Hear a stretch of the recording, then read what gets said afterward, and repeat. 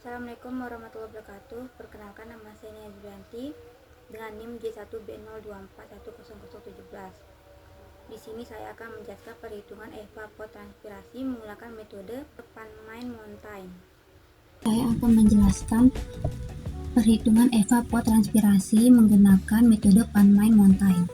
Yang pertama, kita kumpulkan data cuaca yang tersedia di lokasi stasiun beserta data elevasi dan letak lintang stasiunnya. Nah, di tabel ini ada suhu rata-rata atau T, yaitu nilainya 26,1 derajat Celcius. RH-nya itu 90%, tapi kita ubah menjadi 0,90. Kecepatan angin U2-nya itu nilainya 1 m per second. Lama penyinaran atau N-nya itu 6 jam. Lintang lokasi atau Q-nya itu 8,75277 derajat LS. Elevasinya 92, LDB-nya itu 0,000049. Selanjutnya yang kedua, kita masuk ke perhitungan. Di sini kita disuruh hitung besarnya nilai tekanan uap jenuh berdasarkan data suhu udara dengan persamaan 14. Untuk menentukan tekanan uap jenuh atau IS-nya itu kita pakai rumus 0,611 dikali ISP 17,27 dikali T per T ditambah 237,3. Nilai T-nya ini kita sudah tahu, yaitu 26,1. Ini adalah nilai T-nya atau suhu rata-rata per 26,1 ditambah 237,3, dan hasil akhirnya itu adalah 3,38 kPa. Ini adalah nilai IS-nya atau tekanan uap jenuh. Yang ketiga itu hitung besarnya tekanan uap aktual berdasarkan data kelembapan udara dengan persamaan 15. Tekanan uap aktual atau EA-nya itu kita hitung menggunakan rumus EA sama dengan IS dikali RH. Nah, kita sudah tahu nilai keduanya ini. Yang IS ini kita lihat di langkah kedua, yaitu nilainya 3,38. Kita masukkan yaitu 3,38 dikali RH, kita lihat di tabel. Ini yaitu 0,90. Kita masukkan ke dalam rumus yaitu 0,90. Jadi 3,38 dikali 0,90 sama dengan 3,042 kPa. Ini adalah nilai tekanan uap aktual atau EA-nya. Yang keempat, kurangkan nilai tekanan uap jenuh dengan nilai tekanan uap aktual atau hasil langkah 2 dengan langkah 3. Di sini kita disuruh kurangkan nilai IS dikurang EA. Karena kita sudah mencari IS dan EA-nya, tinggal kita masukkan ke dalam rumus. IS itu nilainya 3,38 dikurang EA, yaitu 3,042 sama dengan 0,338 kPa. Ini hasilnya. Dan yang kelima itu tentukan nilai perkalian antara konstanta 4098 dengan hasil angka 2 tekanan uap jenuh. Nih, 4098 dikali IS. Karena kita sudah tadi IS-nya, jadi tinggal kita masukkan saja, yaitu 4098 dikali 3,38, dan hasilnya itulah 13.851,24. Dan yang keenam itu hitung perkalian antara konstanta 0,00163 dan data tekanan udara di lokasi stasiun. Ini P sama dengan 101,3. Kita disuruh memasukkan tekanan udara, tapi jika tidak ada tekanan udara pada suatu stasiun, maka gunakan asumsi TKO, yaitu 293 dikurang 0,0065. Ya, ini adalah konstanta lapse rate udara jenuh dikali 92. 92 ini adalah nilai elevasinya.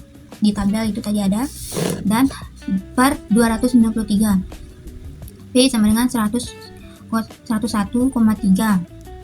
Ini kita jumlahkan saja dan hasil akhirnya itu adalah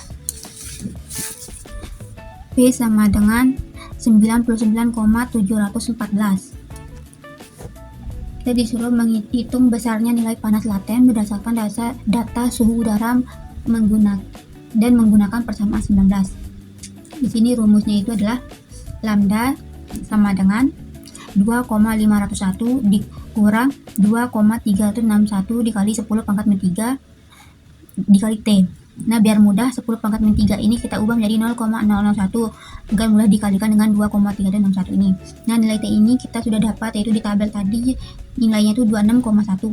Nah, tinggal kita masukkan sama dengan 2,501 dikurang 2,361 dikali 26,1. Ini adalah nilai T-nya, dan setelah kita hitung hasil akhirnya adalah 2439,378 mJ per kilogram. Yang ke-8 itu hitung nilai konstanta psikometrik dengan membagikan hasil nilai langkah 6 dengan langkah 7 atau menggunakan persamaan 17. Konstanta psikometrik itu rumusnya gamma sama dengan CPP per epsilon lambda. 10 pangkat min 3 sama dengan 0,00163 P per lambda. Nah, P sama lambda ini kita sudah ketemu hasilnya, yaitu di langkah ke-7 dan langkah ke-6. Kita masukkan 0,00163 dikali P-nya itu tadi 99,714. Ini 99,714 per lambda, yaitu 2439,378. Kita tinggal masukkan dan kita hitung, dan hasil akhirnya itu adalah 0,0006661. Kita sederhanakan menjadi 6,661 dikali 10 pangkat min 5. Yang ke-9 itu hitung nilai dari T ditambah 237,3 pangkat 2. Nilai T-nya itu adalah 26,1, kita sudah lihat di tabel yang sebelumnya, ditambah 273,3 pangkat 2 sama dengan 263,4 pangkat 2, dan hasil akhirnya itu adalah 69.379,56. Yang ke-10 hitung nilai kemiringan kurva tekanan uap delta dengan membagikan hasil angka 5 dengan angka 9 atau menggunakan persamaan 16. Kemiringan kurva itu rumusnya delta besar sama dengan 4098 dikali IS per T ditambah 237,2. Nah, IS sama T ini kita sudah ketemu, dan tinggal masukkan ke dalam rumus, yaitu 4098 dikali IS itu tadi di langkah kedua, yaitu nilainya 3,38 per 26,1. Ini ada nilai T-nya ditambah 237,2 pangkat 2 sama dengan ini, kita jumlahkan, hitung, dan hasil akhirnya itu adalah 0,199 Kp per derajat Celcius. Ke-11, tentukan hasil pembagian antara konstanta 900 dengan suhu Kelvin. Itu TK ditambah suhu K. T sama dengan 26,1, ini adalah nilai suhu rata-rata, ditambah 273 adalah nilai Kelvinnya. Sama dengan itu hasilnya adalah 299,1. Nah, kita tinggal bagi dengan 900. Itu 900 per 299,1, dan hasilnya adalah 3,009. Yang ke-12 itu kita disuruh tentukan hasil perkalian data kecepatan angin hasil langkah 8, langkah 4, dan langkah 11. Rumusnya itu U2 ditambah Pi dikali IS dikurang EA dikali 900 per T ditambah 2738, Pi. Tinggal kita masukkan U2 itu, kita lihat di tabel pertama. Ini U atau kecepatan angin itu adalah nilainya 1. Jadi kita tinggal masukkan 1 dikali Pi-nya itu 0,0000662 dikali 0,338. Ini adalah hasil dari IS dikurang EA. Kita sudah hitung di langkah keempat tadi, dikali 3,0090, dan hasil akhirnya itu adalah hasilnya itu adalah 0,0000677, tapi kita sederhanakan menjadi 6,77 dikali 10 pangkat min 5. Selanjutnya yang ke-13, hitung besarnya nilai sudut deklinasi berdasarkan persamaan 8.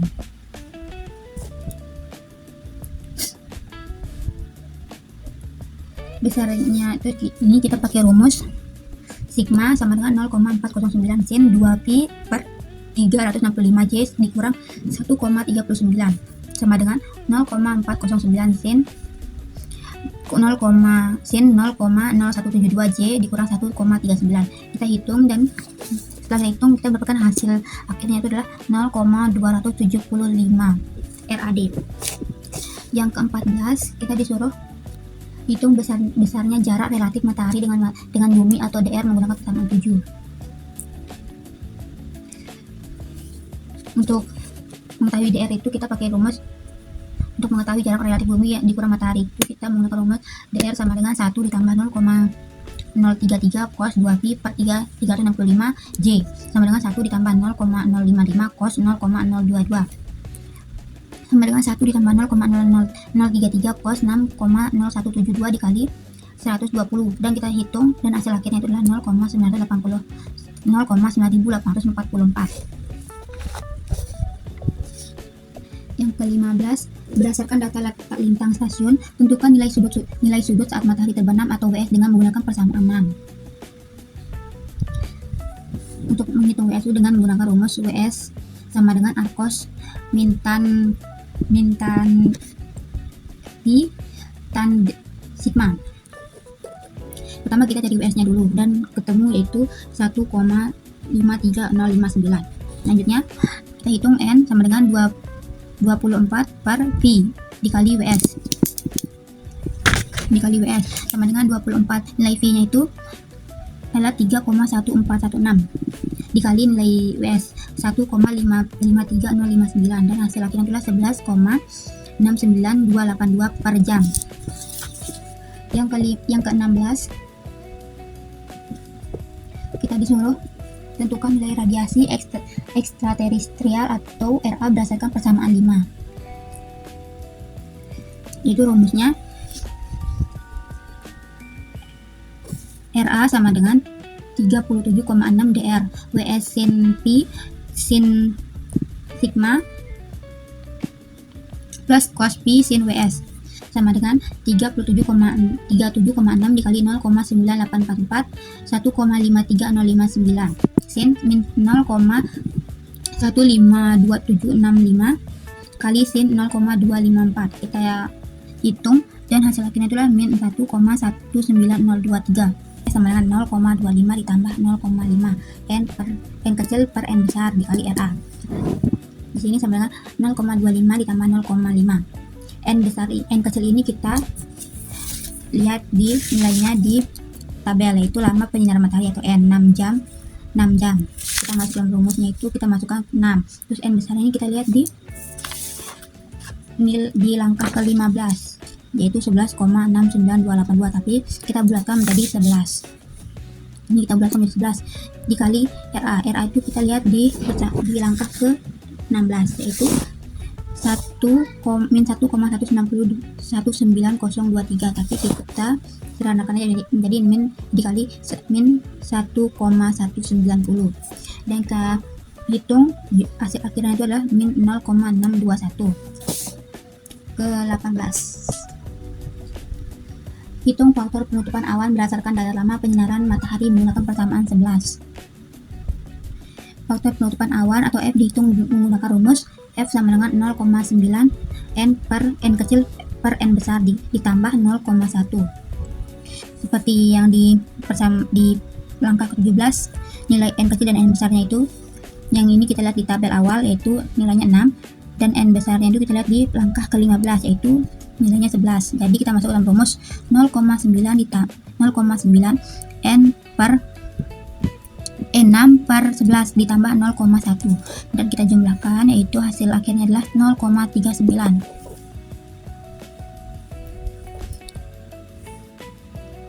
Terus sama dengan 0,9. Ini kita bagi dulu dan hasilnya itu adalah 0,545 ditambah 0,1. Setelah itu kita kalikan lagi sama dengan 0,490 dikurang 0,1. Jadi hasilnya itu adalah 0,39. Yang ke-19 itu hitung besarnya nilai radiasi gelombang pendek atau RNS berdasarkan hasil langkah 17 dan nilai albedo dengan menggunakan persamaan 3. Ini rumusnya adalah RNS sama dengan 1 dikurang alfa dikali RS sama dengan 1 dikurang 0,23 dikali min 0. RS itu kita lihat di persamaan di langkah ke berapa ya? RS ini kita lihat di langkah ke-17, itu hasilnya adalah 0,621. Jadi kita masukkan itu dikali 0 min 0,621 itu sama dengan 0,77 dikali min 0,621, hasilnya itulah min 0,478. Selanjutnya yang ke-20 itu hitung nilai emisivitas atmosfer berdasarkan persamaan 12. Emisivitas atau opsilon kita menggunakan rumus. Di sini ada 3 rumus. tapi kita pakai rumus yang ini. 0,34 dikurang 0,14 akar EA.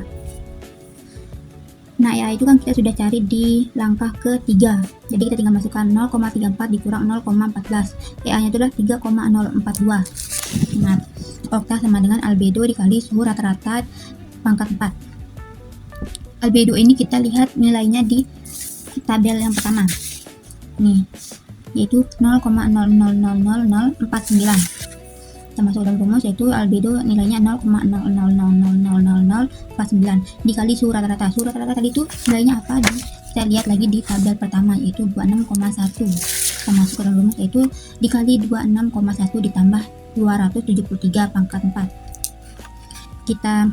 Ini kita jumlahkan dulu dan hasilnya itulah baru kita kalikan dengan albedo, yaitu 0,00000049 dikali 299,1 pangkat 4, dan hasil akhirnya itulah 39,215 okta. Selanjutnya yang ke-22 itu tentukan nilai radiasi gelombang panjang RNL berdasarkan hasil perkalian langkah 18, langkah 20, dan langkah 21 atau menggunakan persamaan 10.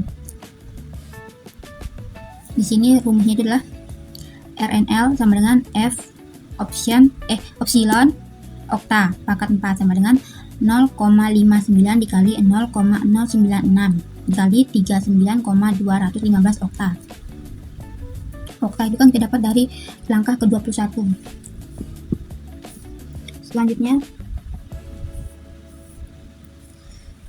kita hitung, yaitu setelah kita hitung kita mendapatkan hasil, yaitu 0,59 dikali 0,096 dikali 39,215 okta. Itu kita dapat hasil akhirnya itulah 2,22 mJ per m pangkat 2 per hari.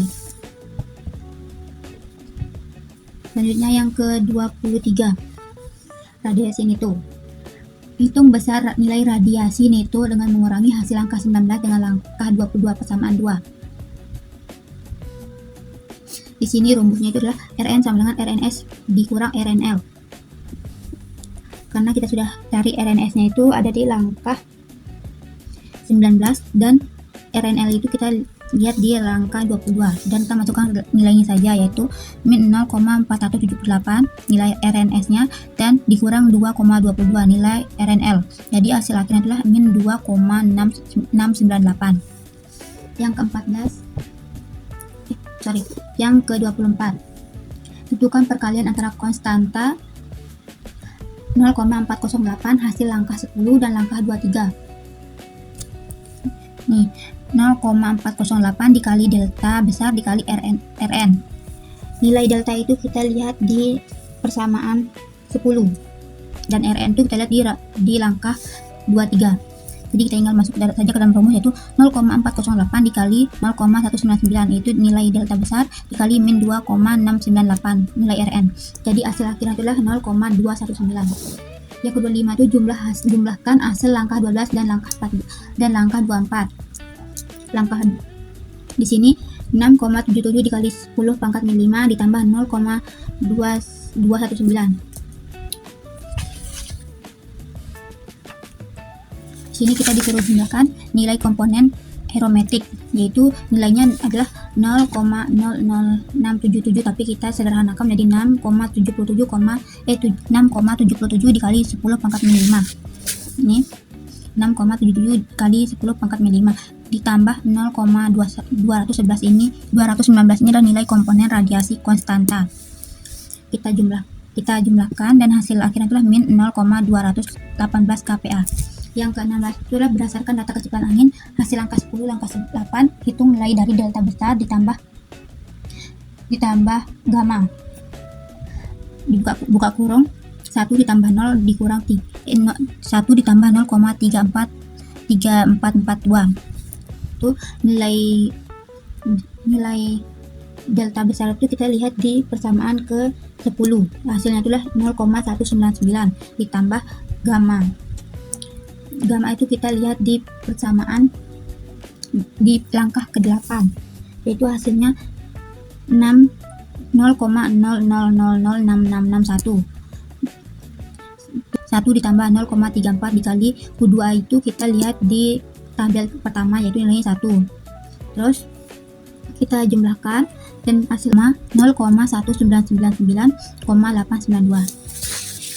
Terakhir yang ke-27, hitung besar nilai ETO dengan membagi hasil angka 25 dengan hasil angka 26.